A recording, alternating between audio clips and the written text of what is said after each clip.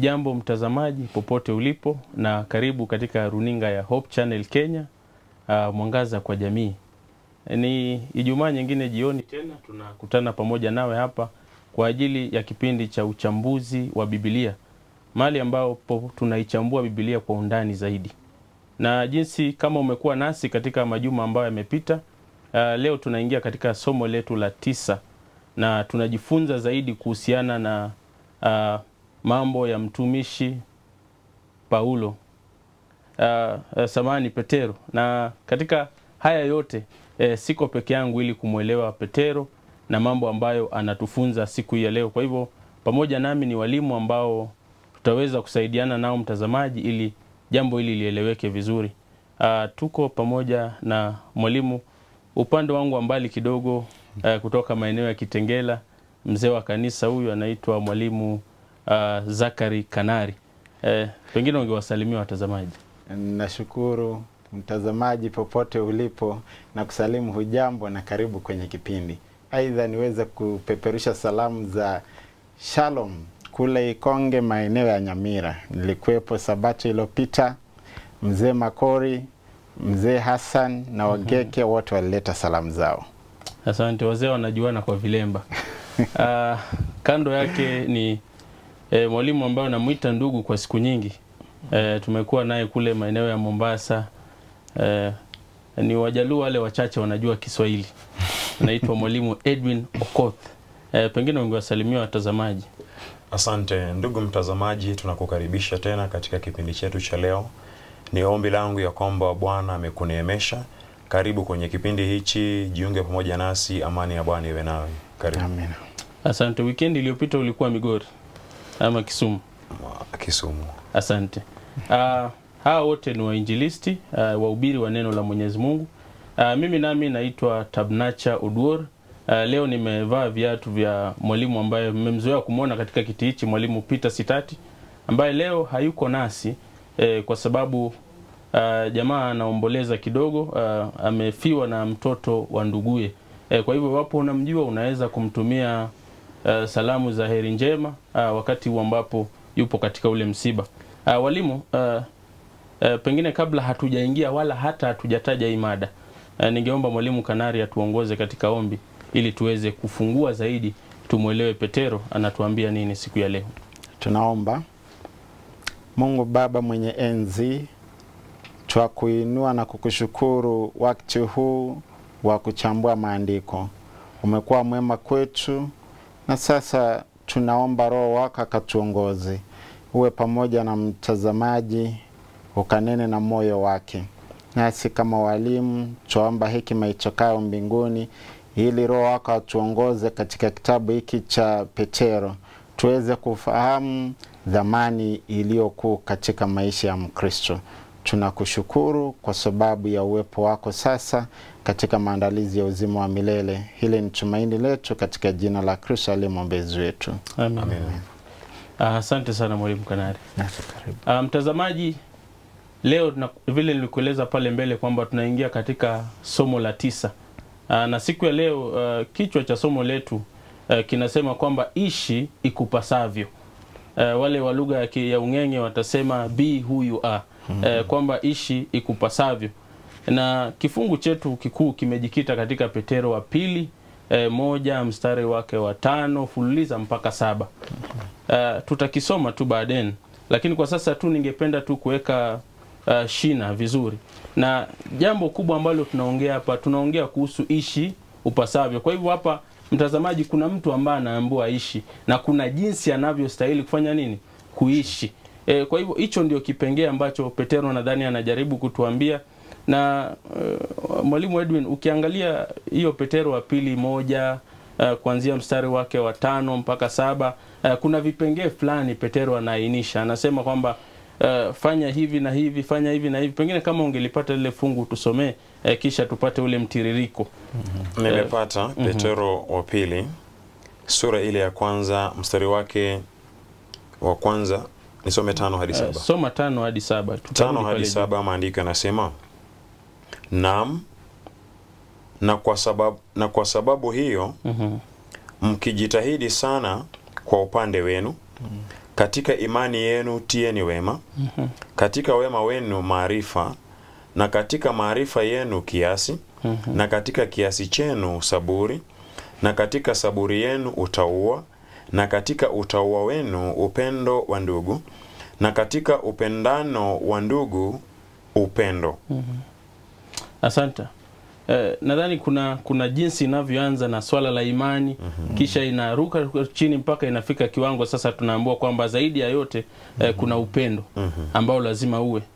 Kuna msemo fulani tulikuwa tunausema kwamba hapa ni kama tunaongea kuhusu inaitwa ile ngazi ya Petero. Kwamba kuna mtiririko fulani wa maswala.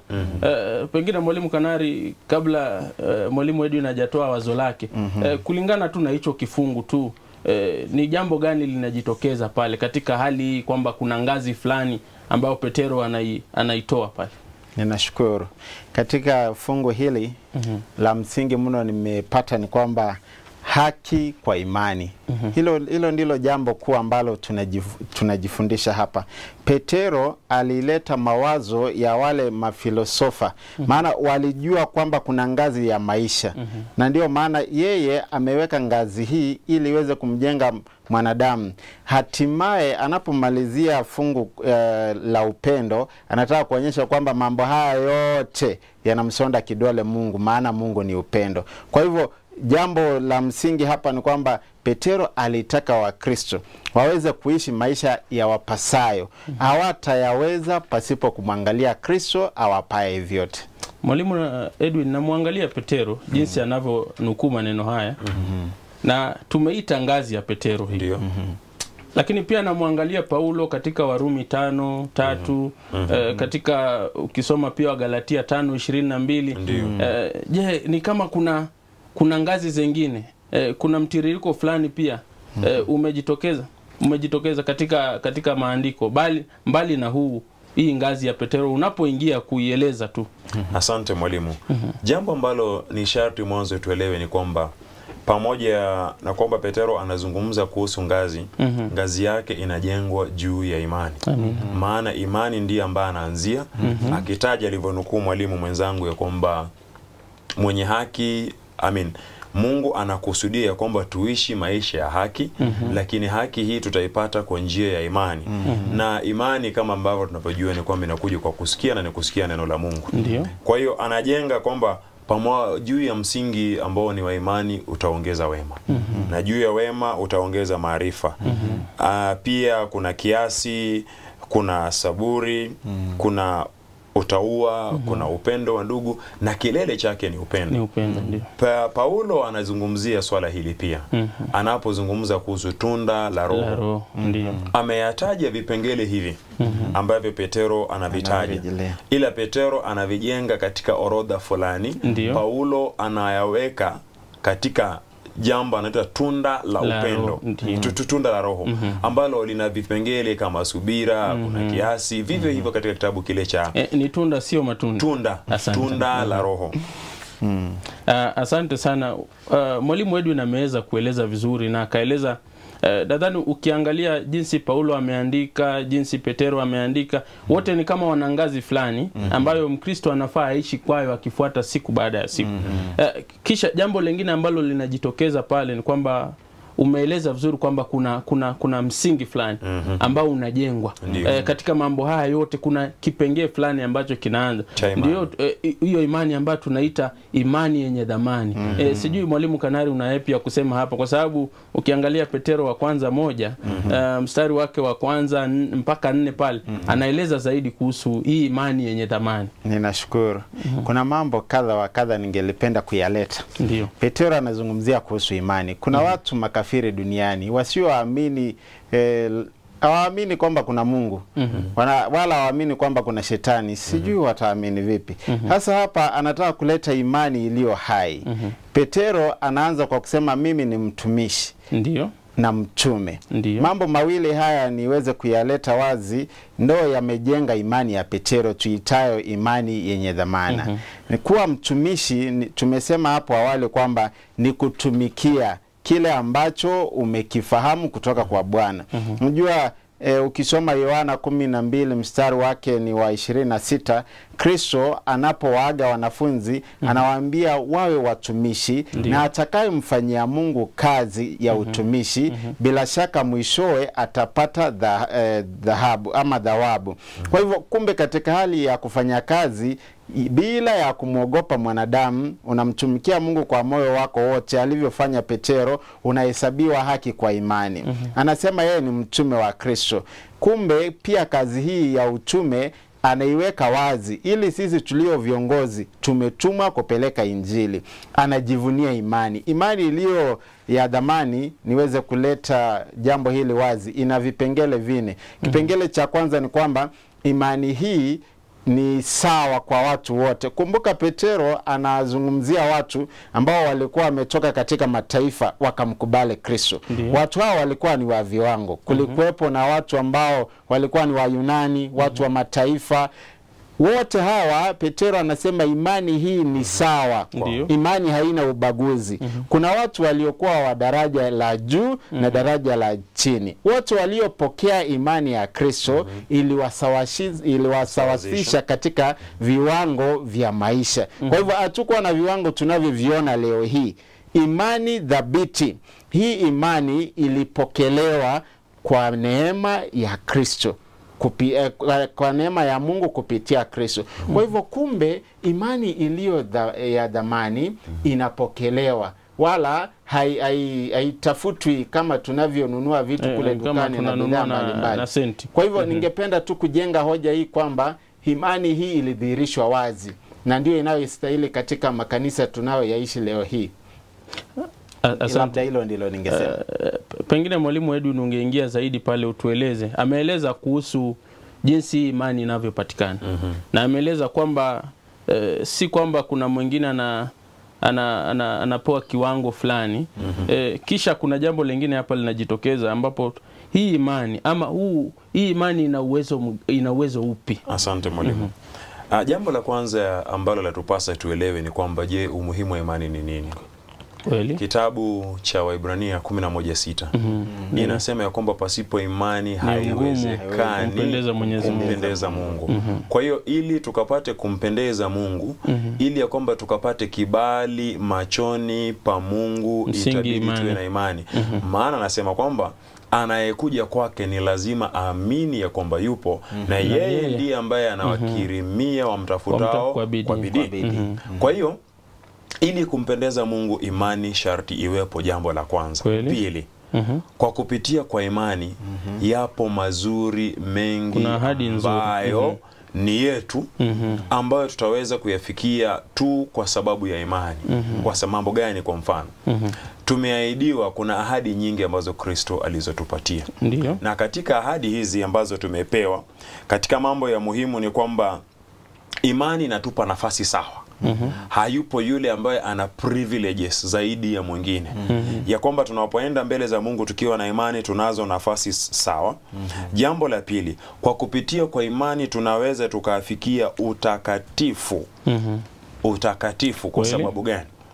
Imani alivyosema Mwalimu Kanari ni kwamba kupitia kwa imani, neema ambayo Mungu ametudhihirishia kwa kifo cha Kristo, tunapomwamini tunapokea utakatifu kwa imani, lakini kwa kupitia kwa neema. Kwa jinsi gani?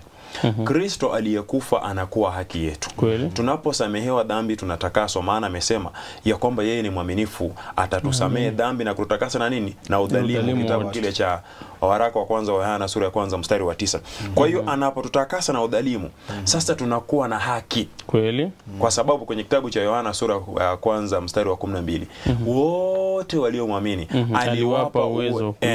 Kwa hiyo tunapofanyika wana, sasa tunaanza kuwa na haki katika milki ya Mungu, na aliye na haki anaweza akadai nini? Ahadi zake. Kwa hiyo imani ni kifunguo kinachotuwezesha kufikia ahadi au zile ambazo ni zetu kwa haki, kwa sababu ya ahadi na upendo wake Mungu kwetu.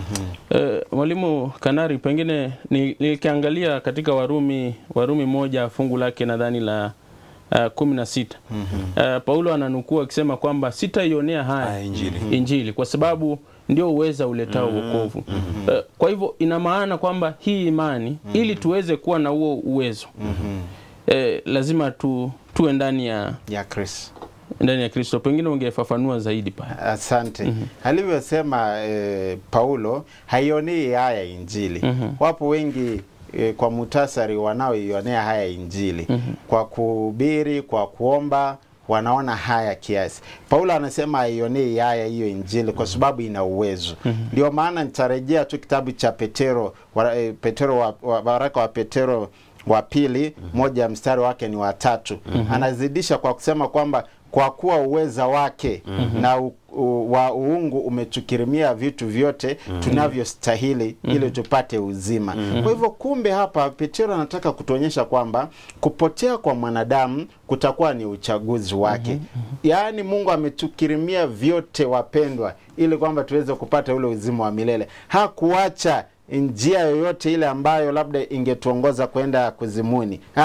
Ametupa hiyo nafasi. Aidha pia niweze kunukuu kitabu cha Wafilipi 4 mstari wake ni wa 19. Anasema na Mungu awajalizie, Mungu wa amani na awajalizie vyote mnavyovihitaji ili kupata ule uzima wa milele. Kwa hivyo imani hii tunayoizungumzia ni jalizo, na imetuhakikishia kwamba uzima wa milele u mikononi mwetu. Kwa hivyo kupotea ni kwako mpendwa utakayependa, lakini kuishi na kuona ule uzima wa milele Kristo anasema katika ile Yohana 3:16 kila atakaye muamini atapata ule uzima wa milele. Kwa hivyo kumbe Petero anajenga hoja hii, imani iliyo ya dhamani ni imani itakayotuelekeza katika njia ya wokovu, na tumepewa uweza katika ahadi zote alizotupa Mungu. Na jambo jingine ni kwamba Petero anataka kuonyesha kwamba Kristo ni Mungu. Unaposoma hapo kwamba sisi pia tumeitanishwa, ni ahadi ya kipekee kuitanishwa katika hali ya uungu ambayo inapatikana kwa Kristo. Asante sana Mwalimu Kanari. Naam. Pengine Mwalimu Edwin, kuna mambo mengine ameyataja pale akieleza kwamba kuna uwezo fulani Mungu ametupatia katika kufanya mambo yote. Pengine mwingine atadhani kwamba pengine ni uwezo kwamba naweza kula, naweza kulala. Pengine ungetupatia tu mawazo tu muktasari kwamba ni uwezo gani huu ambao tunaongelea katika swala hili zima la imani. Ya kwamba tumekirimiwa kipawa cha uhai. Kweli? Yapo mambo ambayo yeyote aliye hai ambaye katika afya pengine hajadhoofika anaweza akayafanya hata pasipo na kuamini. Kwa mfano kula tu. Chakula kikiandaliwa machoni pako na kibali kipo chakula utakula. Kweli? Lakini kuna mambo sasa ambayo tunaweza kuyafanya kwa sababu ya imani. Moja wepo. Ndiyo. Kumbuka tulipotenda dhambi, tulipoanguka kwenye dhambi, ile sura ya Mungu ndani yetu ikatoweka. Kwa hiyo Kristo kwa kuja kwake alikuja kuiregesha ile sura ambayo haikuwepo, kutupatanisha ili tuwe katika uwiano na Mungu. Na mtu ambaye katika maisha yake anawiana na Mungu, kuna mambo sasa anaweza akayatenda ambayo yanahitaji imani. Moja wepo kuishi maisha ya utauwa. Kweli? Hiyo ataweza tu kwa sababu ya Kristo anayeishi ndani yake na Roho Mtakatifu anayefanya kazi pamoja na dhamiri yake katika kumwonyesha yapaye anayompasa kutenda. Kweli. Asante sana. Sasa tunaingia katika ngazi. Ngazi ya Petero, Mwalimu Kanari. Na inaanza pale katika fungu la 5. Sasa tumefika mtazamaji, tumefika katika Petero wa pili 1 mstari wake wa 5. Sasa Petero ameanza kuichambua ile ngazi. Na tumesema vizuri, tumeweka msingi kwamba inaanza na swala zima la imani. Pawe na imani, haya mambo mengine yanafuata. Lakini inashuka hivyo chini, ukiangalia kwamba ni kama kuna uhusiano fulani wa mambo haya. Unajua kuna bwana fulani akifanya maombi, yeye akaomba akamwambia Mungu naomba unipe uvumilivu. Na alipopawa tu uvumilivu hivi, masaibu yakaanza kumpata. Akaanza tena kumlalamikia Mwenyezi Mungu, mbona unanipa masaibu? Lakini alikuwa na uvumilivu. Kwa hivyo ni kama kuna mfululizo fulani kwamba pakiwa na kujua kwema lazima pawe na hii. Pengine shushia tu polepole mpaka tufike katika kipengee muhimu, kwa sababu mwishowe kuna jambo ambalo ni kama shina linafunga mambo yote haya. Nashukuru. Katika maisha ya Ukristo na yalinganisha na mtoto mchanga. Kweli? Mtoto mchanga anavyozaliwa hawezi akaota meno hiyo siku jamani. Wala hawezi akatembea. Na akiwa nayo basi itakuwa ni historia na atawekwa kwenye mandhari ya kutizamwa, alafu watu wakalipa hela. Lakini mtoto ana taratibu za kuwa. Ndiyo. Kuna miezi anazo anazaliwa leo aote meno. Akizaliwa leo aote meno, nasema ni si jambo zuri. Kwa hivyo kuna taratibu. Aidha mimea kule shambani. Unapokuza mimea au unapopanda mahindi, mbegu za mahindi, lazima usubiri kwamba itaota, iwe ni mche, alafu kisha izidi kuwa, baadaye itakuwa ni hindi ambalo ni zao baada ya muda ulio mrefu. Kwa hivyo Petero anataka kujenga hoja ya Mkristo. Wengi wanasema once saved always saved. Kuna nyanja zitakazo kuongoza hatua baada ya nyingine ili kufikia ule uchaua na ukamilifu wa imani yako. Ndio maana ameanza katika jambo la kwanza, imani. Yule ambaye anamwamini Mungu lazima kwanza awe na imani kwake, awe na imani kwamba Mungu huyo yupo. Utaaminije kitu usichokiona wala usichokitarajia? Kwa hivyo anajenga ngazi yake vema kwa imani, mambo yasiyoonekana ni mambo yanayotarajiwa. Alafu analeta hulka za mwanadamu ambazo zinajenga hata nchi yetu ya Kenya, tabia iliyo nzuri, maarifa, kuwa na kiasi, mambo ambayo yanajenga maisha ya Mkristo. Niweza kusema jambo hili, kuwa na ngazi ni jambo lililo zuri. Namuona Petero alikuwa amekomaa katika masuala ya upendo. Ndio maana anapomalizia anaweka msingi ulio dhabiti. Asante. Mwalimu Edwin amejaribu kuja mpaka kaongea kuhusu hata mahusiano yetu katika jamii. Na nikimwangalia Petero hata katika maongezi yake, nadhani alikuwa ameangalia pia jamii ambao walikuwa wanaishi ule wakati. Kulikuwa na zile tabia ambazo ukionekana nazo unaambiwa wewe ni mtu mzuri. Wewe ni mtu mwema. Na Petero pia zake zinakuja hivyo. Lakini jinsi pale ameachia, nataka uingie sasa. Asante. Napenda niangalie kitabu kile cha Matendo ya Mitume 11:26. Ndio. Pale ambapo wanafunzi wa Yesu waliangaliwa na wakaonekana kwamba tabia zao ni kama za ujamaa, ni kama za Kristo. Kwa hiyo kule Antioko ndio mahali pa kwanza waliitwa kina nani? Wa Kristo. Kwa sababu gani? Walipoangalia tabia zao wakasema vile. Kwa hiyo sasa mwalimu, kuna mambo ambayo katika maisha ya Kristo ni sharti yawepo. Ndio mambo ambayo Petero anajenga kwa ngazi hii. Amezungumza kuhusu imani. Imani ni muhimu. Angalia kwa mfano kipengele cha pili ambacho ni cha wema. Ndio. Ile hali ya kwamba wewe katika maisha yako unakusudia ubora kwa wenzako. Kila mara unachukulia wengine bora kukuliko. Unawatakia mema. Katika kuzungumza kwako usiwadhalilishe. Ndio. Katika tabia yako uwainue, usiji ukawakweza, maana ajikwezea atafanya nini? Atashushwa, anayeshushwa. Alafu sasa kuna jambo la kwamba maarifa nao ni muhimu katika maisha. Angalia maarifa inatawala watu. Kitabu cha Yakobo anazungumza kuhusu mambo mengi, akizungumza kwa jinsi ambavyo meli ni chombo kubwa alafu kinaongozwa na kidude ambacho kidogo tu kinaitwa rada. Alafu sasa kuzungumza kuhusu ulimi. Na katika ulimi kitabu cha Methali kina mafungu mengi ya kwamba mwenye haki mazungumzo yake katika ulimi wake kuna nini? Kuna maarifa. Kwa hiyo maarifa yakiwepo katika maisha, alafu kuna kuja kiasi. Ndio. Ni kwa nini kiasi ni muhimu?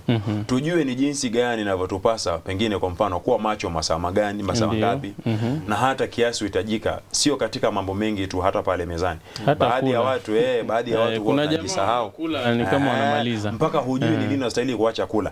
Na sio pale peke yake. Katika kuzungumza kwetu, kila jambo kiwe na kiasi katika na sio kiasi peke yake.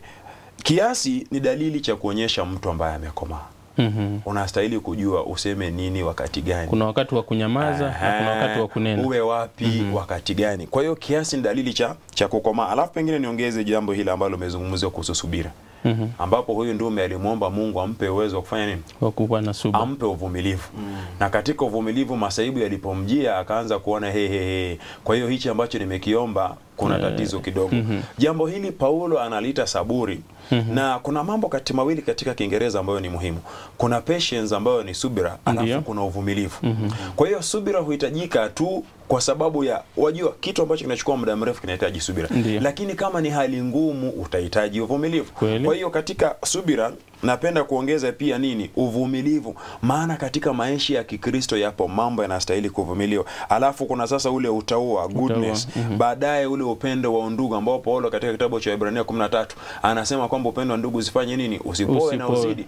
Maana wengine katika kukaribisha wageni walikaribisha mpaka nani? Malaika kwa sababu ya pale. Alafu anatamatisha kwa kuzungumza kuhusu upendo. Kumbuka Paulo anapozungumza wa Korinto 13 anasema kwamba kuna mambo matatu yatakayosalia. Na anazungumza hapo akizungumza kuhusu imani, kuhusu tumaini, alafu kuhusu upendo. Kisha anasema katika yote upendo ndio mkuu. Upendo umefunika yale yote. Mwalimu, niruhusu niweze kujaliza sehemu hii kwa nini upendo. Soma nami kitabu cha Mhubiri 12 mstari wa 13.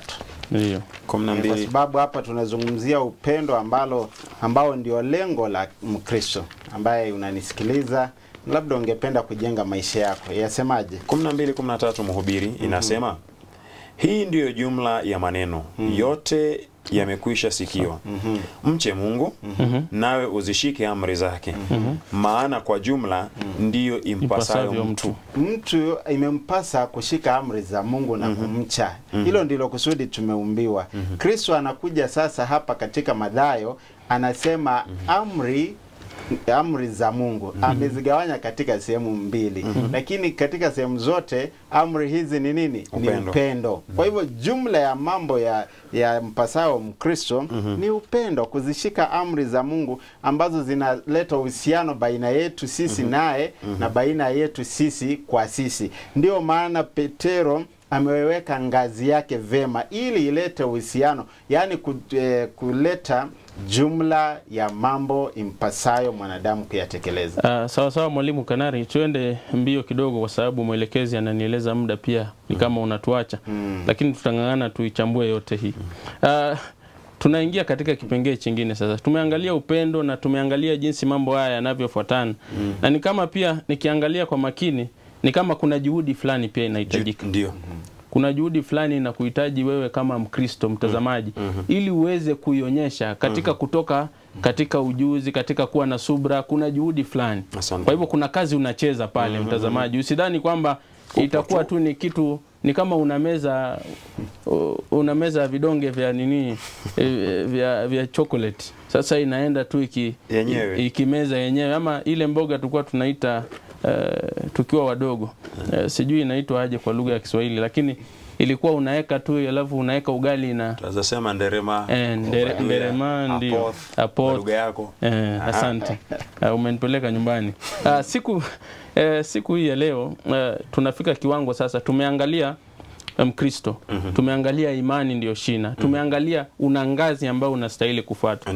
Kwa hivyo ni kama Mkristo sasa unajua mambo ambayo yanakupasa.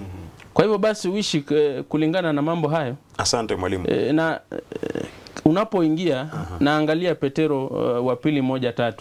Anaeleza jambo 1:10 nadhani.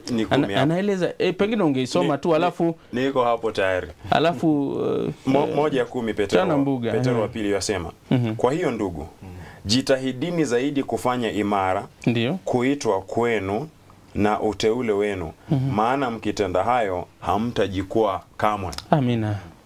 Anapozungumza na kwanza katika kiwango hichi amejenga kabisa ngazi ile. Na ile ngazi ina makusudi.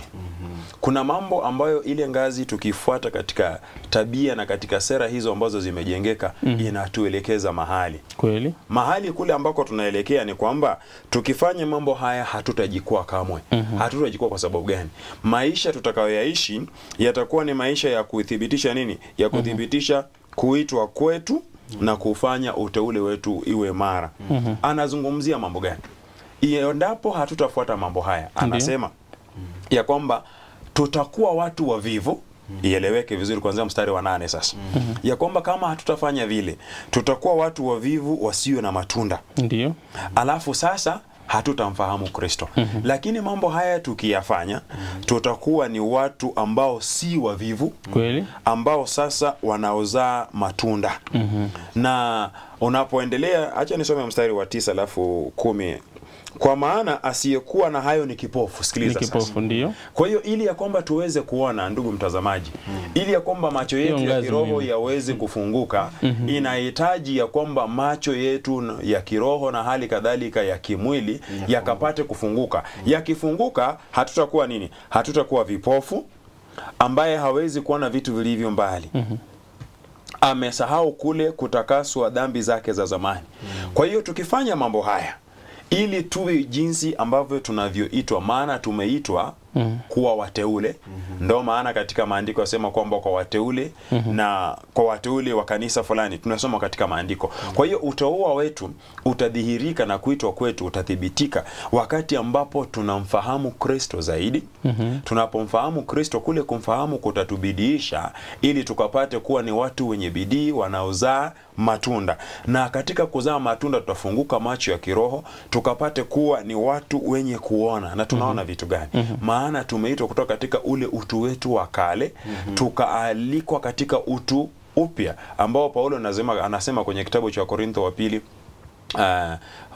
wa Korintho wa pili sura ile ya 5 mstari wake wa 17, ya kwamba mtu anapokuwa katika Kristo anakuwa kiumbe kipya. Tazama ya kale yamepita. Kwa hiyo kile ambacho tunaitiwa hapa kuwa jinsi inavyokipasa ni kwamba umeitwa katika wito wa Kristo. Sasa wewe ni kiumbe kipya na kuna maisha unaostahili kuyaishi. Na mwalimu, jinsi kupasavyo anavyo, umesema vizuri. Ukiangalia katika Petero wa pili 1:8 anaeleza vizuri kwamba yupo ndani sasa. Kwa hivyo unakuwa jinsi yeye aliye ndani yako. Anakupa ule uwezo wa kuweza kuishi mambo haya.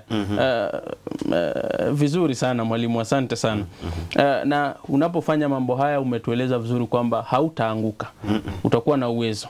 Kwa sababu yule aliye ndani yako ni mkuu zaidi. Anakuwezesha, anakubidisha. Mwalimu Kanari, pengine kuna wale ambao sasa wanasema sasa Yesu yupo ndani.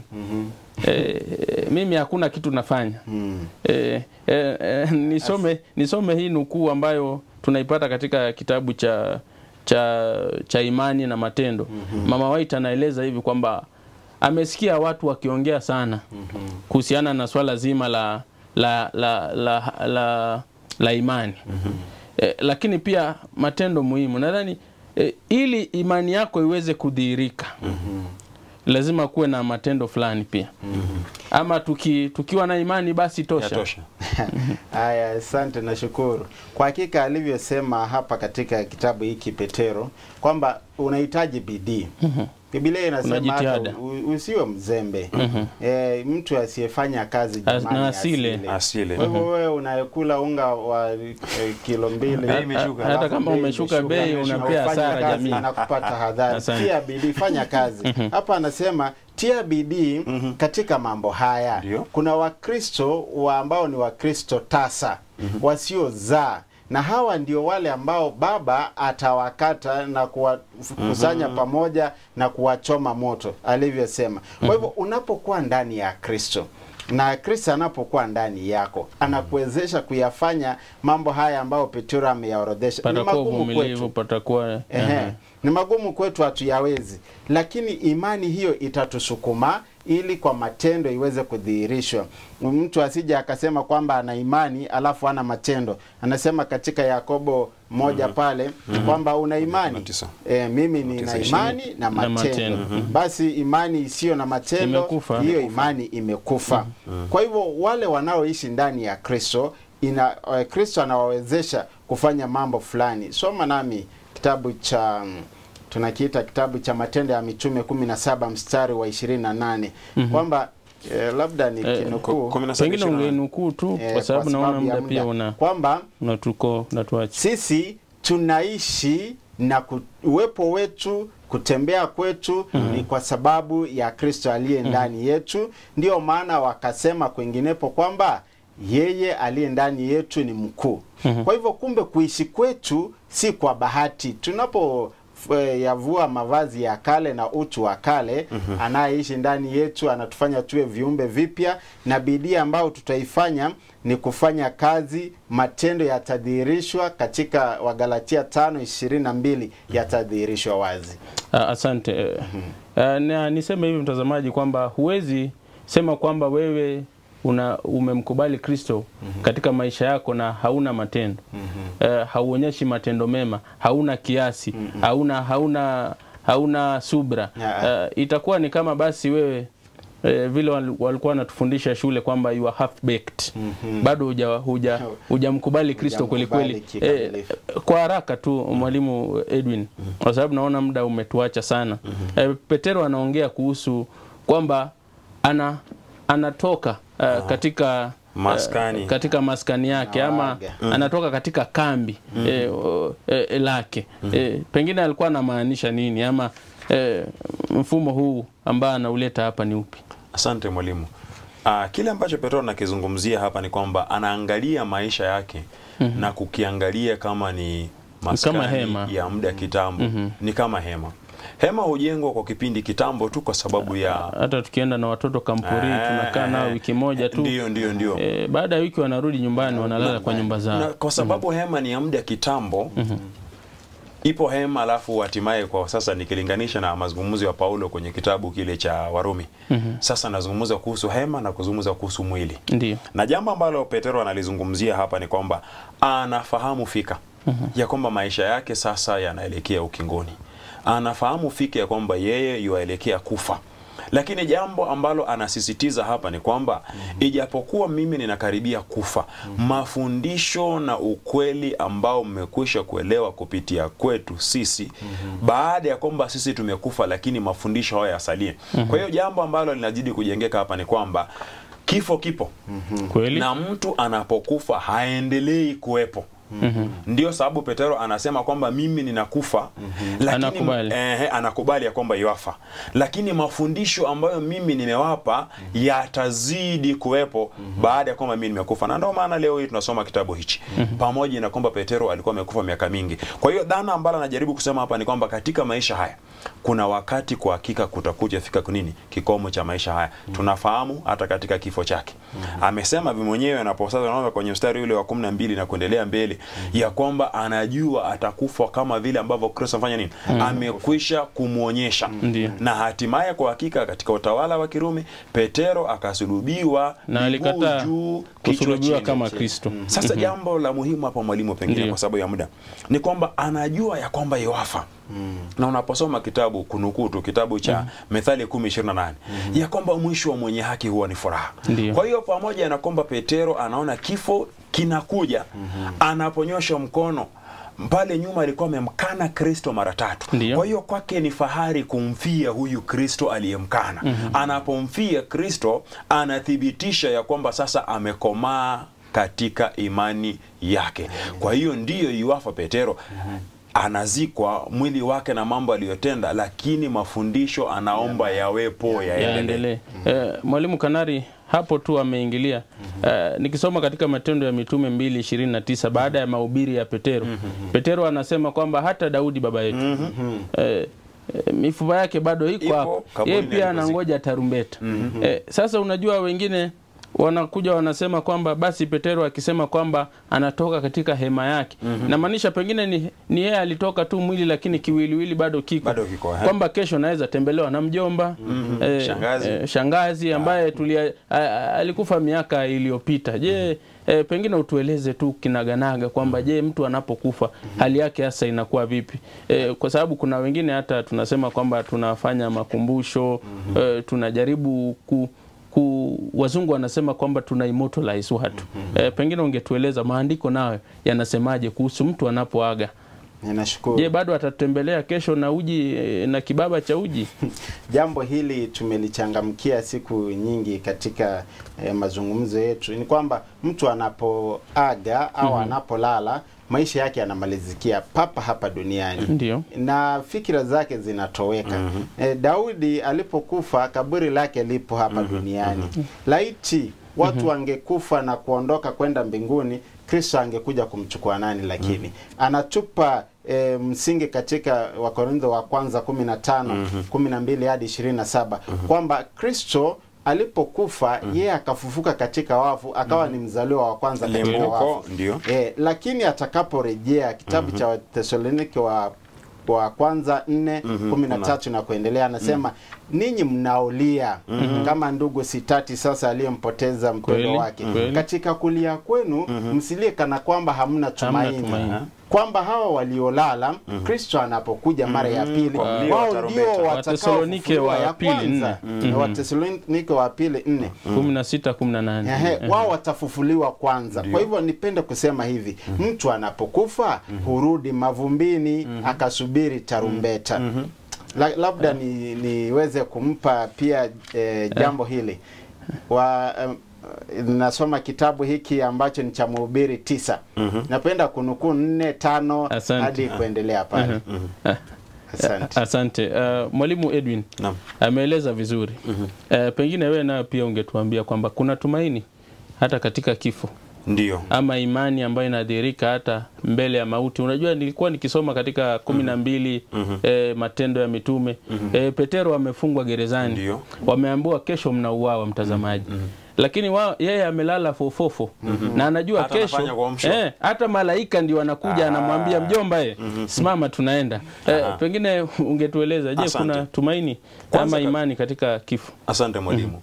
3:19 kitabu cha Mwanzo kinasema kwamba utafanya kazi kwa bidii hadi utakapoirudia mavumbi, maana kule ndiko ulikotwaliwa. Asante. Kwa hiyo mtu anapokufa haendi mbinguni, hakutwaliwa mbinguni, haendi matembezi. Maandiko yanasema wazi ya kwamba ulitwaliwa kwenye mavumbi. Kwa hiyo anapokufa rudi kwenye nini? Kwenye mavumbi hadi pale Kristo akapokuja. Tumaini lipo. Vitabu ambavyo tumevinukuu, napenda Wathesalonike wa pili 4 kuanzia 13, 14, 17 pale. Ya kwamba watu wanapokufa, maana Kristo mwenyewe atashuka pamoja na mlio wa parapanda wa malaika aliye mkuu. Na hapo ndipo wafu waliokufa katika Kristo watafufuliwa wa kwanza. Yesu alizungumzia jambo hili katika kitabu cha Yohana sura ya 5 ya kwamba ipo siku wafu watakapoisikia sauti yake. Kwa hiyo jambo linalotupa tumaini ni kwamba kuna maisha baada ya kaburi. Ikiwa na maana gani? Kristo kazikwa. Hata muhuri ya mfalme kawekwa pale. Lakini siku ya 3 Kristo kafufuka. Anaiweka wazi ya kwamba kama hakuna ufufuo, basi sisi tu, wajua, imani yetu ni imani potovu na ni watu wa kuhurumiwa zaidi ya wote. Lakini atakapokuja mwana wa Adamu, ule mlio wa malaika wa parapanda wa malaika mkuu utawaamsha wafu kutoka mavumbini. Na watakapoamka mambo mawili yatafanyika.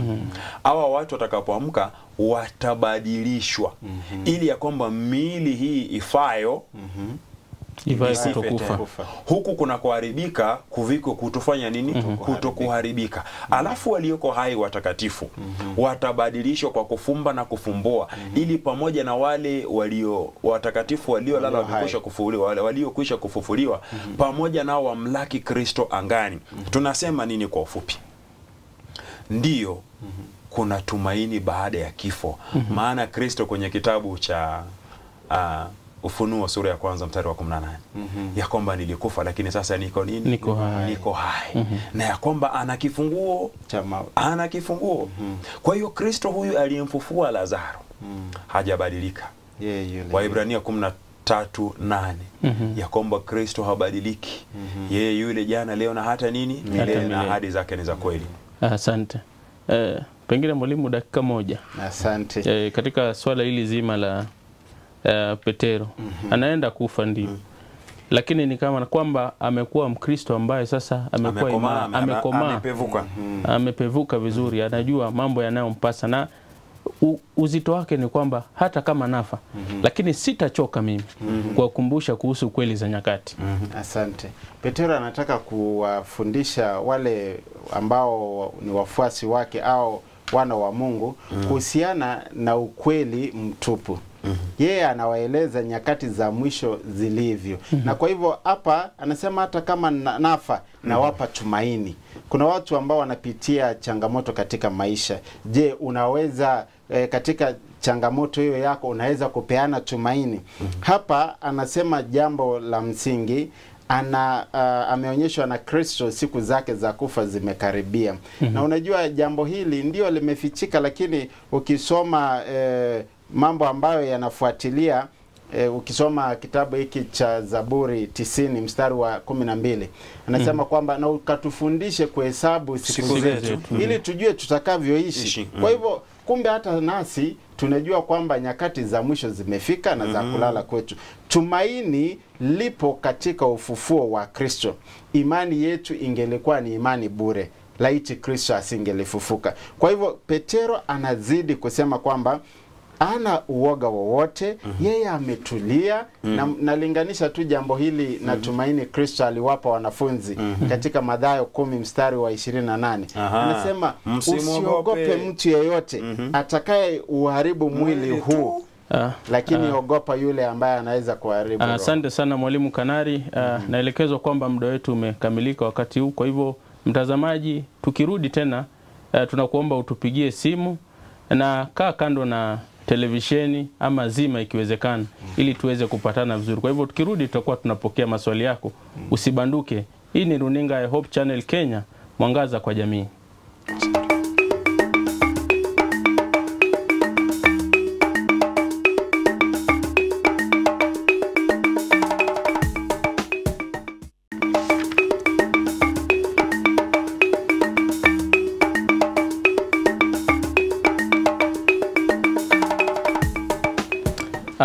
Karibu tena mtazamaji popote ulipo. Tunakushukuru kwamba haujabadilisha runinga wala haujabadilisha kituo. Bado uko nasi katika Hope Channel Kenya, mwangaza kwa jamii, na kufahamisha mara ya pili kwamba kipindi ni uchambuzi wa Biblia na tunaangalia jinsi ikupasavyo kuishi kulingana na mafundisho ambayo yamevuviwa na Roho Mtakatifu naye mtumishi wake Petero. Tuko katika Petero 2, Petero wa pili mstari wake wa kwanza 1, tumefululiza sasa mpaka nadhani 12, 15. Na wakati huu sasa imefika. Asante. Pengine walimu, tunashukuru sana kwa yale yote ambayo mmeweza kutueleza katika swala zima ambalo tumelijua kuhusiana na Petero. Tumeona ametuonyesha ngazi fulani jinsi tunapaswa kuishi, na sasa unastahili kuishi hivyo. Tumeona Petro anatoka katika hema yake. Kwa hivyo ni jambo ambalo tumeliangazia kwa kina mtazamaji, lakini kwa sasa pengine tungeangalia kama sijui kama tuna simu ili tuweze kusikia iwapo kuna swali. Naambiwa kwamba kuna simu ya kwanza inaingia. Wacha tumsikie huyu. Halo, tunaongea na nani? Naongea na Joseph Barasa kutoka Endebess Mubere. Asante sana Joseph. Tuuliza swali lako. Ni swali ama changizo? Nina swali. Ndiyo, uliza. Kwanza nawashukuru kabisa. Amina. Kwa mjadala mzuri. Swali langu ni kwamba ndiyo, kuna sehemu umeguzia hali ya wafu katika lesoni yetu. Ndiyo. Na swali langu linatoka katika kitabu cha Mhubiri 12 mstari wa 7. Ambayo inasema kwamba roho mrudia Mungu aliyeitoa. Je, sasa nauliza hivi. Ndiyo. Mtu akifa, naamini amekufa na hakuna kumbukumbu lake. Ndiyo. Na amekufa kabisa wala hayuko hai tena. Ndiyo. Tunaona hapa Mungu katika kulingana na muktadha wa hili fungu, roho huwa inarudi kipanda ikienda mbinguni juu. Sasa je, nauliza hii roho inaenda kama imekufa pia ama iko hai? Asante sana ndugu. Alafu swali la pili, Mkristo ambaye ni mnyenyekevu na ni mkamilifu kabisa, ndiyo, kama akianguka arudi dhambini, tutamuita kama ni Mkristo ambaye anafanana na Yesu ama hapana? Asante, maswali mazuri sana ndugu. Nadhani walimu mmenakili swali hilo la ndugu yetu kutoka Endebess. Sijui kama kuna simu nyingine tupate. Halo. Halo. Asante, hiyo ni kama haijatufikia. Asante. Naomba kwamba muweze kukaa mbali na televisheni yako tafadhali. Mtazamaji, kaa mbali na runinga ili tuweze kupatana vizuri. Halo. Halo. Halo. Halo. Halo. Na pia ukitupigia simu tunakuomba mtazamaji kwamba ongea kwa ujasiri. Ongea kwa ujasiri. Tuko mbele ya himaya ya Mwenyezi Mungu, hakuna la kuogofya. Kwa hivyo ongea kwa ujasiri ili tukupate vyema. Halo. Halo. Nani mwenzetu? Naitwa James Njau. James Njau kutoka Kitale Center kwanza. Ndio. Swali lako ama changizo? Nashukuru kwa sababu ya vile ambavyo mmezungumzia juu ya gazi ambazo Petero amezungumzia. Na pia naona kwamba kuna sehemu ametaja juu ya utaua. Ndio. Na katika utaua tena Paulo anasema kuna watu wana mfano wa utaua lakini wameikana imani. Wameikana imani, ndio. Hawa watu ambao wana mfano wa utaua na wameikana imani tutawafahamuje? Asante. Kwa hivyo kuna wale wanaweza kuwa na huo utaua lakini imani haipo. Asante. Waliruka ngazi hao. Hiyo mtanukuu alafu tutaweza kumjibu ndugu Njau kutoka pale Kitale. Simu nyingine. Halo. Halo. Mtazamaji, nitazidi kurejelea kwa upole zaidi kwamba kaa mbali na runinga ili maswali yote tunayadhamini na yote yanatujenga kiroho. Kwa hivyo wewe ukipata mwenzako anapata pia. Katika kuuliza unamkuza mwingine. Halo. Halo. Nazidi kunyenyekea kwamba tupunguze sauti. Wacha jirani akusikie tu leo. Walimu, nadhani tumezidi kunukuu. Nadhani tupate maswali mawili matatu kisha tufunge hapa. Halo. Halo. Nani mwenzetu? Naitwa Nyaribo kutoka Mombasa. Nyaribo, tueleze. Swali langu naliuliza kutoka katika kitabu hicho cha waraka wa pili wa Petro fungu la kwanza. Linazungumzia kuhusu Petro anajaribu kuzungumzia kuhusu watu waliopata imani moja na yeye. Ndio. Je, mtu atajuaje kwamba naweza semaje mimi kwamba niko na imani moja na yeye, kwa hivyo sasa anazungumza nami? Sababu anazungumzia wale ambao waliopata imani moja na yeye. Imani kama yake. Sababu kwa mambo ya imani, kuna imani nyingi. Wakati mwingine unakuta mtu anasema mimi nina imani, mwingine anasema ana imani, lakini sasa imani hizi ni tofauti.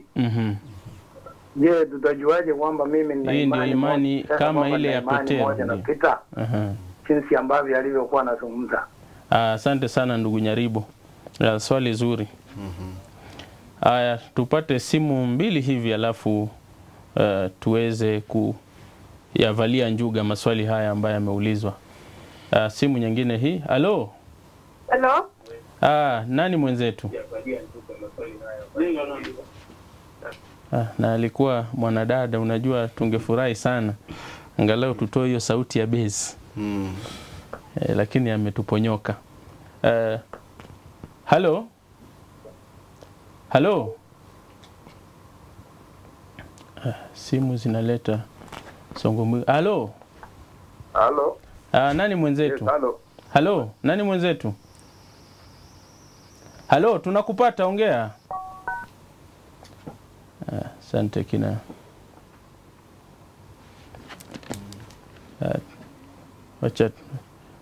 Wacha tupate moja ya mwisho. Halo. Halo. Nani mwenzetu? Jina langu ninaitwa Daniel Weru. Daniel, ongeza sauti. Ongeza sauti Daniel. Ninaitwa Daniel Weru. Ongea, tunakusikiza Daniel. Kutoka upande wa Kenyatta Road SDA. Ndio. Na swali langu linatoka katika hiyo roho ambayo Petro amepeana katika Petro wa pili 1:5-7. Ngazi ya Petero, ameorodhesha mambo mengi. Sasa swali langu ni hili. Ndio. Je, hiyo ndio mwisho wa mambo ya imani? Hiyo ndio mwisho wa mambo ya imani, kwamba ukifuata hiyo ngazi haya, kwa mfano ametaja mambo kama imani, wema, maarifa, kiasi, subra. Hadi amesikia upendo. Je, huo ndio mwisho? Asante sana. Ndugu anauliza iwapo kuna zaidi. Nadhani tushikilie pale kwa sasa. Tujaribu kujibu. Asante. Halo? Halo? Halo? Asante. Pengine walimu, swali la kwanza tupate walikuwa wameuliza vipi? Swali la kwanza mwalimu, linatoka kwa ndugu Joseph anaye tazama na kufuatilizia kipindi hiki kutoka Endebes. Swali lake haswa ni kuhusu hali ya wafu. Ndiyo. Ambapo ananukuu kitabu cha Mhubiri 12:7.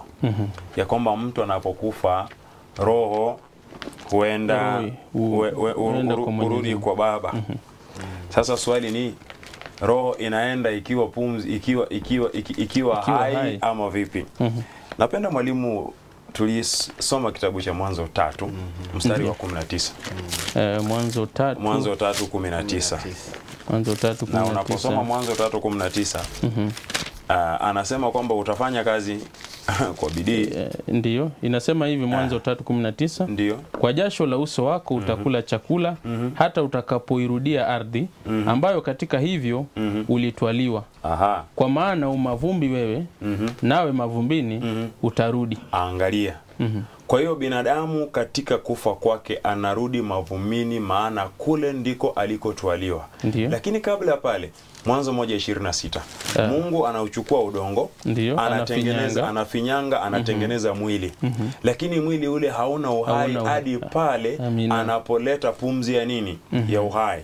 Kwa hiyo anapokizungumzia hapa Solomon kwenye kitabu cha Mhubiri ni kwamba pumzi ya uhai ndiyo inamregea mwenyewe aliyeipuliza kwenye pua la Adamu.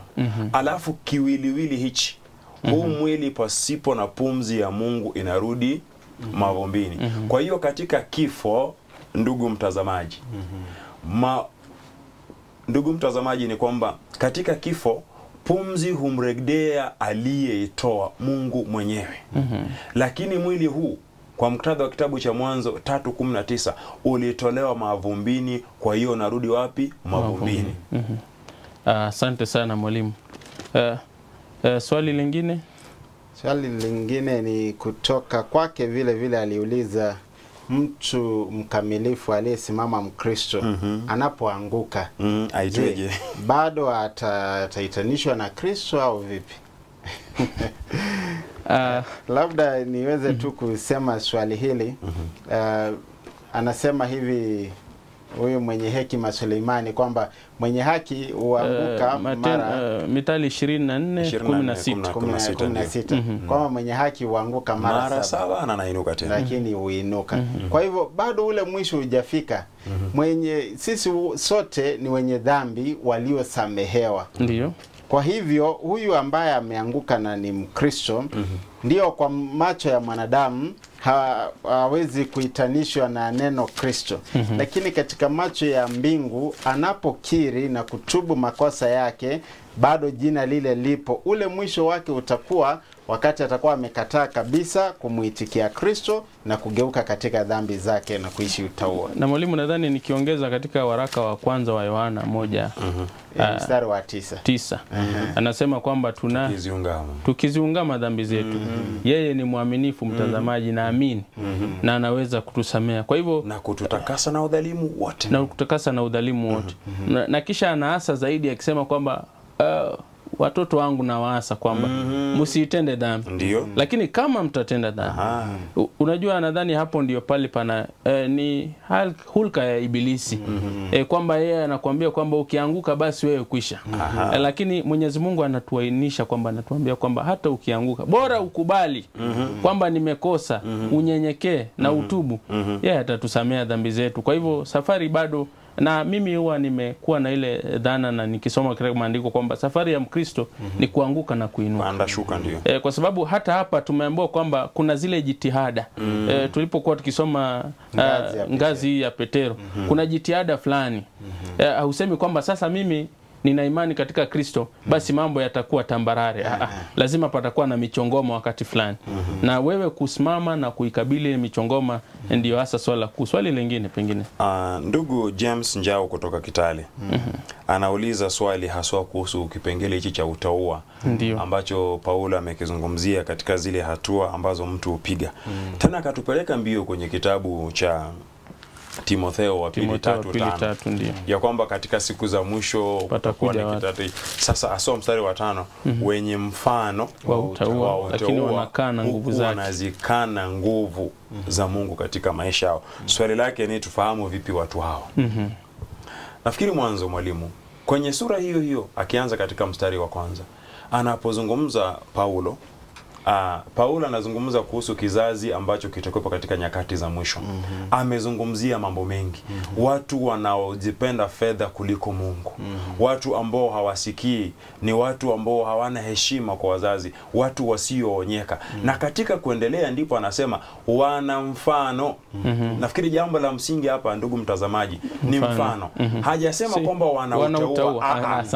Amezungumza kwamba wana mfano wa nini? Wa utauwa. Kwa mfano, endapo kuna mavazi yanayowastahili wateua, watu hawa watavaa. Ndio. Kama kuna chakula wanakula, chakula ambacho wateua wanastahili kula, watakula. Kwa hiyo kinachoonekana kwa muktadha wa kitabu cha Timotheo ambacho Paulo anakizungumzia ni kwamba wana mfano lakini uteuwa wenyewe haupo. Kwa hiyo watu hawa ni watu wanafiki. Kristo anapozungumza ndugu mtazamaji na kanisa la Laodikia, kitabu kile ni cha Ufunuo 3:15 kuendelea. Anasema kwamba laiti kama ungelikuwa baridi au moto. Kwa hiyo kwa Kristo ni afadhali basi ungelikuwa ni mtu asiye na imani kabisa. Ndio. Au uwe ni mtu aliye na imani kabisa kuliko hiyo hali ya katikati. Maana katika hiyo hali atakutapika. Ni wosia wa Kristo ya kwamba tuwe na msimamo. Na Kristo anapenda sana tuwe katika upande wake, maana pana uzima. Tuishi tupasavyo. Kwa sababu tumejua ngazi. Swali lingine nadhani. Swali jingine ni kutoka kwa Nyaribo. Nyaribo jamaa wa Mombasa. Mzee wa kanisa. Waraka wa pili wa Petero 1:1 anasema Petero anawazungumzia watu walio katika imani moja. Sasa yeye anashangaa, je, watu wa imani moja utawafahamu vipi? Hilo ndilo tatizo lake. Na labda tu katika hali ya kumueleza na wale watazamaji wengine ni kwamba anasema tuwe na imani moja kwa sababu Bwana ni mmoja, Kristo ni yule, ubatizo mmoja. Mambo yote yanakuwa katika njia hiyo ya umoja. Kwa hivyo utakapojua ni wale walioamini kwamba Mungu ni mmoja, na watu hawa kwa hakika Petero anauliza, je, mlibatizwa kwa jina la nani? Wapo waliobatizwa kwa jina la Paulo, wengine kwa majina mengine. Akasema, na je, hamkubatizwa kwa Roho? Akasema hata kusikia hatukusikia.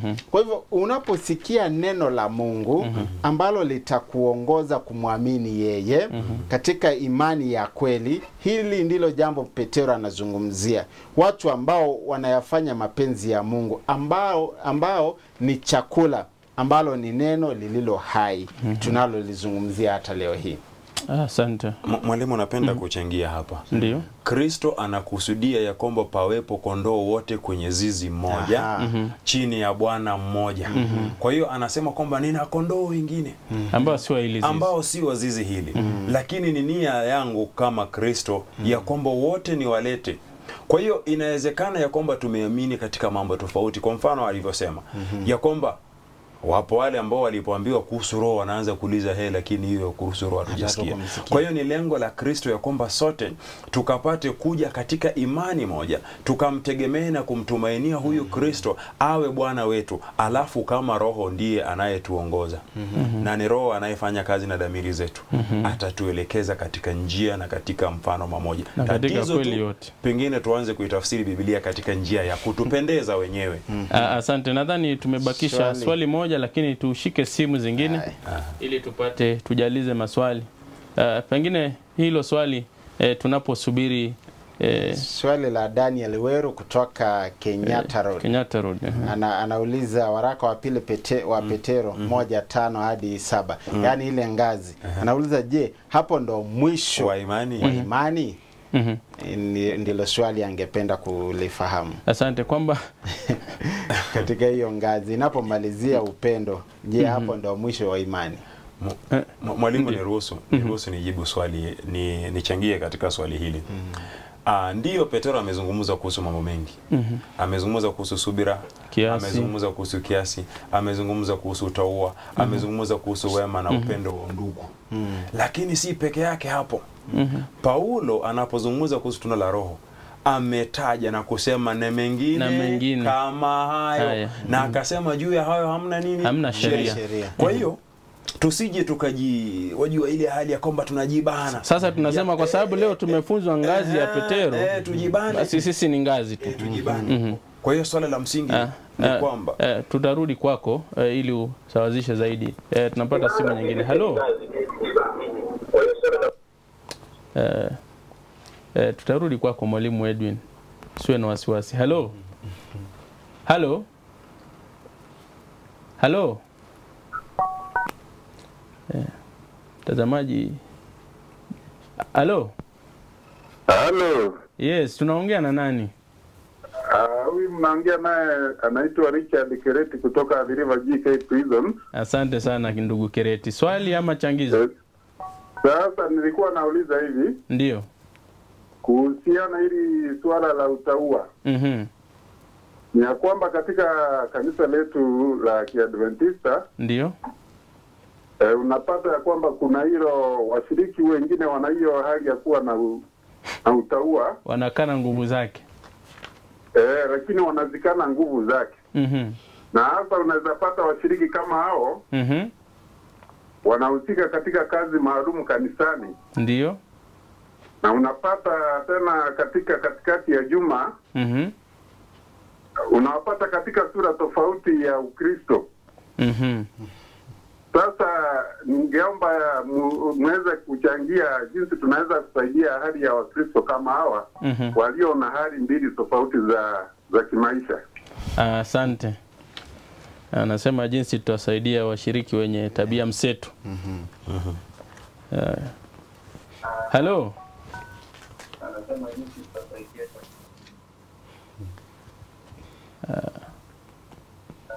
Halo. Hello. Yes. Tunaongea na nani? Hello. Halo, tunakupata dada, ongea tu. Naitwa Zipora. Nilikuwa nauliza. Zipora, unatupigia ukiwa wapi? Zipora kutoka Thika. Ndio.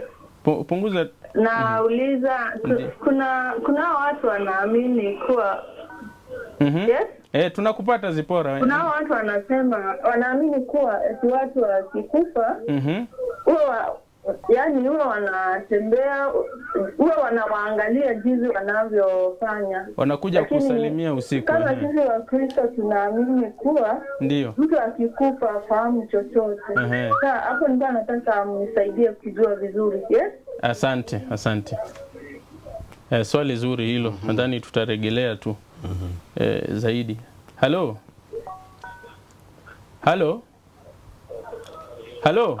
Yes. Tunaongea na nani? Halo, tunakupata ndugu. Hope FM. Ndio, tunaongea na nani? Halo? Ametoweka huyu. Mtazamaji, unatizama Hope Channel Kenya. Mwangaza kwa jamii. Halo?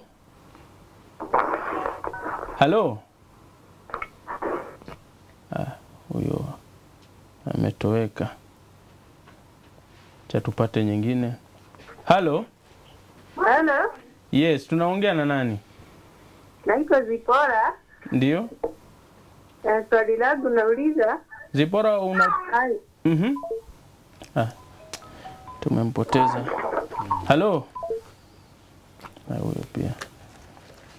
Pengine tungeangalia yale maswali ambayo tuko nayo ili tuweze kupata ufasaha kutoka katika maandiko. Mwalimu ulikuwa unaelezea kuna jambo asante mwalimu Kanari kwa kunikumbusha. Asante mwalimu, tulikuwa tuwajibu swali la Daniel aliyekuwa anauliza Daniel Weru ya kwamba je, ngazi ile ambayo Petero ameizungumzia ndio mwisho? Ndio mwisho wa mambo. Na nikawa nasema kwamba amezungumzia mambo mengi. Lakini pamoja na hayo yote Petero anasema ya kwamba Paulo anazungumza kuhusu tunda la Roho.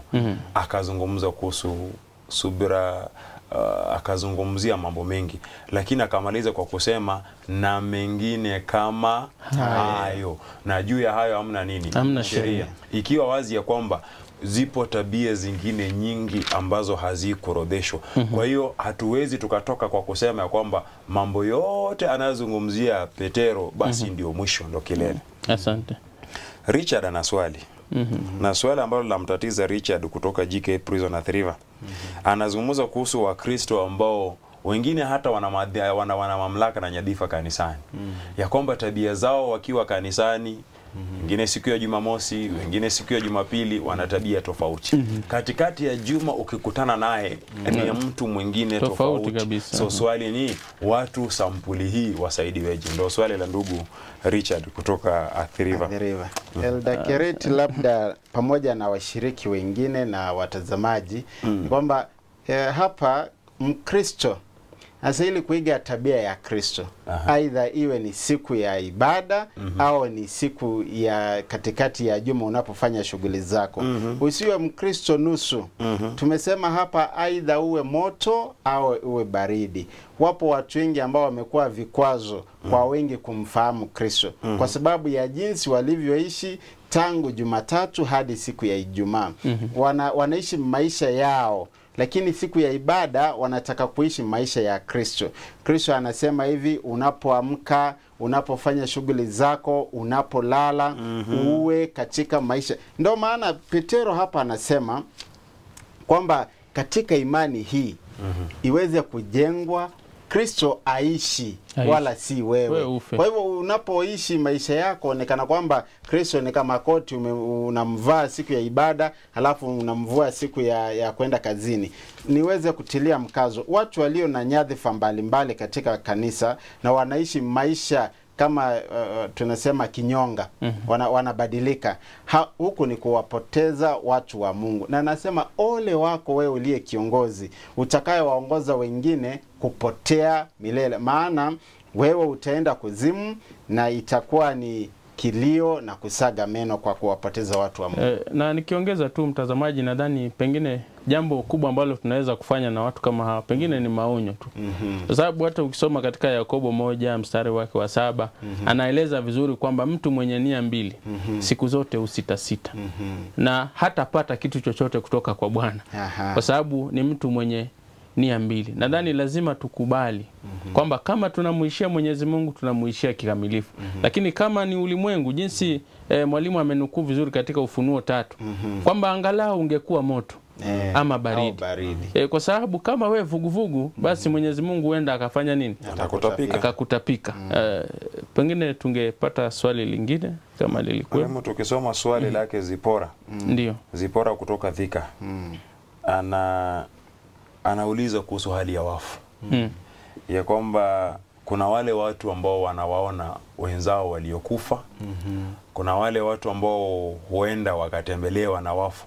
Je, kauli hii ni kweli?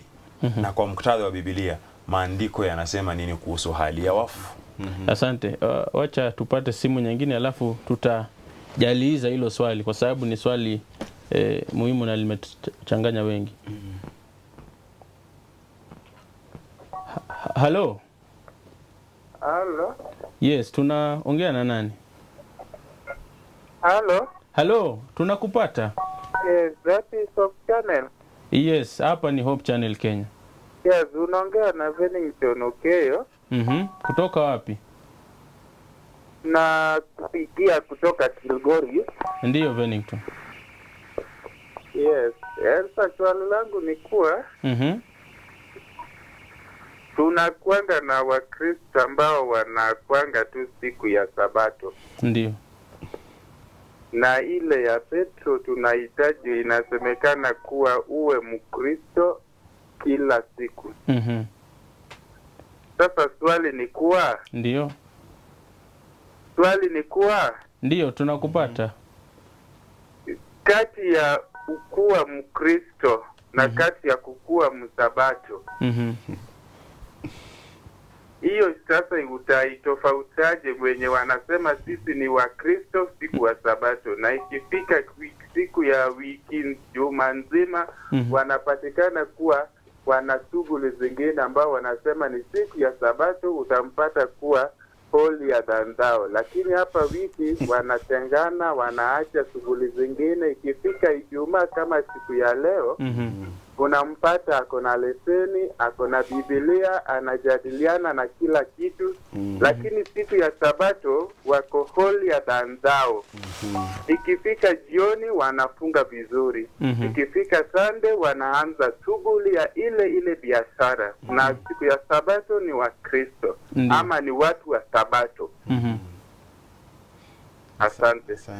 Swali hilo tu la Kireti. Ni swali tu kama la mzee Kireti. Halo. Halo. Huyo tunampoteza. Mtazamaji, nakuomba kwamba unapopiga simu ongea vizuri na ujasiri. Tuko mbele ya Mwenyezi Mungu. Usiwe na hofu. Halo. Hello. Yes, tunaongea na nani? Ongeza sauti kidogo tukupate. Hello, na nilikuwa nauliza ni nani huyu? Haba Kiage kutoka Keroka. Haba kutoka Keroka, ndiyo. Sasa uliza swali, lakini ongeza sauti pia. Asante. Sasa swali linanisumbua ni hili la Second Peter.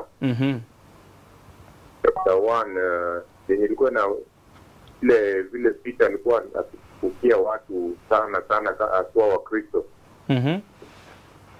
Sasa kwa wakati wa sasa hivi, jinsi tunavyoona masuala yanavyoendelea, jinsi ambavyo Ukristo unakuwa, tunashindwa sana kuwafikia watu wengi sana. Jinsi ambavyo Peter alikuwa anasumbukia watu, tunashindwa sana. Sasa ni jinsi gani ambazo tutasumbukia wenzetu kwa sababu hawafikiki? Asante. Nauliza uzito wa Petero.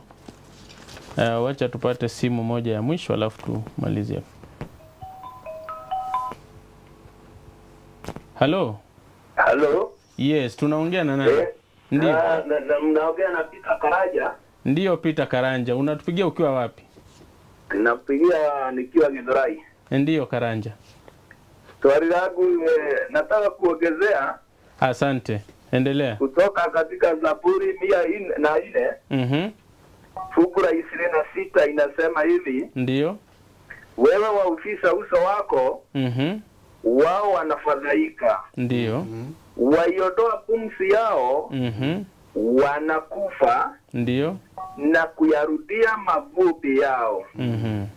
Tena waipeleka roho yako, ndio, wanaubwa. Naye waufanya upya uso wa nchi. Ndio. Kwa hivyo hii roho ni pumzi ya Mungu. Kweli. Na udongo ni ile Mungu aliyoishika na akaumba mwanadamu. Ndio.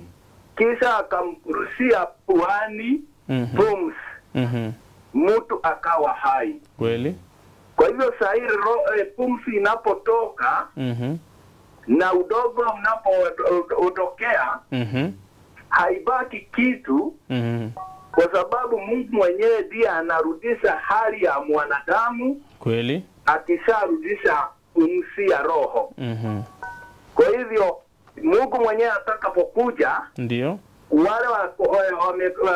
wale ambao wamelala kaburini, ambao watafufuliwa, watarudishiwa pumzi, ndio, ili waweze kuelekea mbinguni pamoja.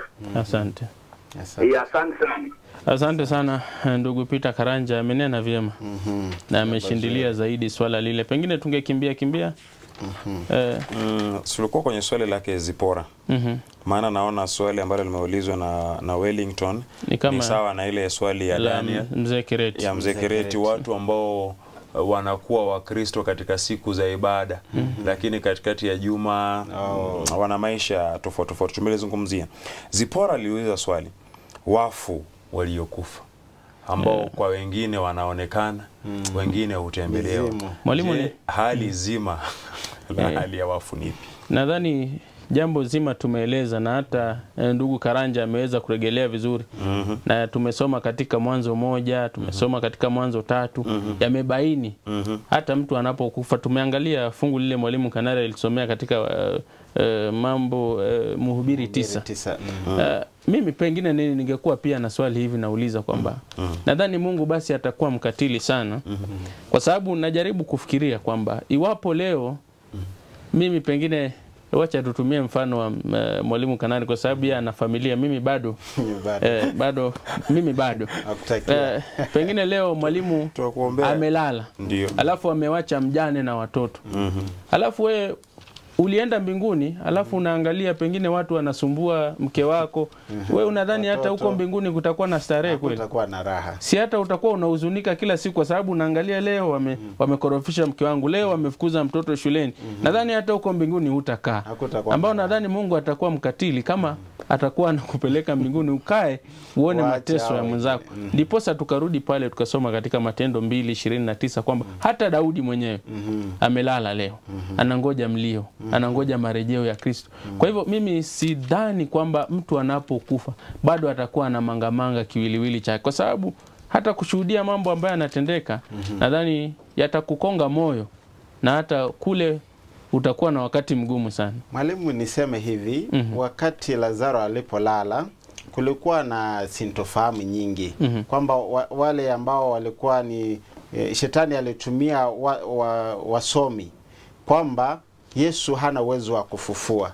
Ndio maana Yesu alitulia siku 3 kule alikokuwa akifanya shughuli zake, ili alipokuja akaita sauti ya Lazaro. Maana waliamini mtu anapokufa roho yake bado ingali inazunguka karibu siku 3.